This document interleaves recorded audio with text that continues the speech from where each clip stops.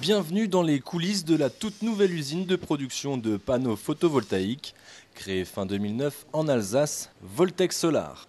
Zoom sur leur process industriel. Point de départ, le verre.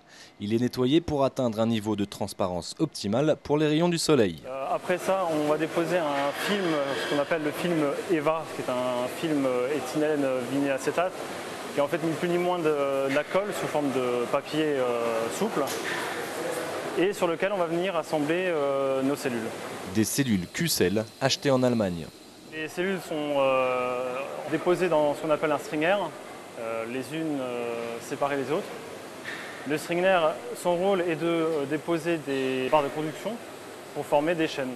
Et c'est la chaîne qui va en fait être ensuite disposée sur le panneau en verre.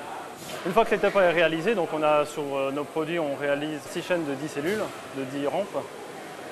Une fois que cette étape est réalisée, on transfère le panneau à des postes manuels. C'est-à-dire un contrôle visuel qualité sur le bon état des cellules. La finition de l'assemblage des chaînes de cellules entre elles, en effectuant des soudures trop minutieuses pour être robotisées. Et ensuite, on dépose un deuxième film EVA sur la couche de cellules. Et puis on complète en fait par une dernière couche, c'est ce qu'on appelle une backsheet. Donc c'est la dernière couche de protection qui va venir à l'arrière du panneau. Une fois que l'étape a été réalisée, les panneaux sont assemblés par un lot de 4 et sont envoyés directement dans la presse à laminer. Alors, la presse à laminer, c'est le deuxième processus important de la ligne de fabrication, puisqu'on vient en 2 étapes consécutives faire le vide dans les panneaux, retirer toutes les molécules d'air et d'eau, pour ensuite appliquer une pression et faire fondre les 2 fameux films EVA, qui vont ni plus ni moins en fait assurer l'encapsulage de l'ensemble et ne former plus qu'un seul panneau. Les panneaux sont ensuite envoyés dans une seconde presse, mais une presse froide cette fois-ci, pour les ramener à une température ambiante et pour surtout les stabiliser mécaniquement. Puis, nouvelles opérations manuelles. Les différentes couches dépassent les bords des panneaux, alors on procède à l'ébavurage. Suivi de l'application d'une mousse d'étanchéité avant la pose du cadre.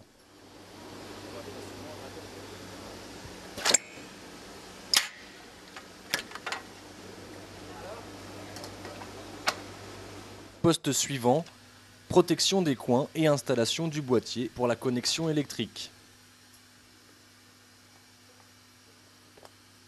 Avant-dernière étape, un ultime nettoyage avant le test final pour vérifier en fin de chaîne la puissance du panneau.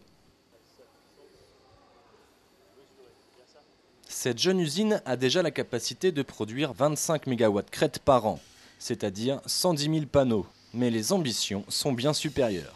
C'est de rentrer dans le photovoltaïque par la grande porte avec un produit de qualité, une qualité irréprochable, d'arriver avec une capacité qui n'est pas négligeable, de 25 MW crête dès la première année, d'augmenter cette capacité le plus rapidement possible, vraisemblablement en fin d'année 2010, et de doubler cette capacité encore vers les années 2012.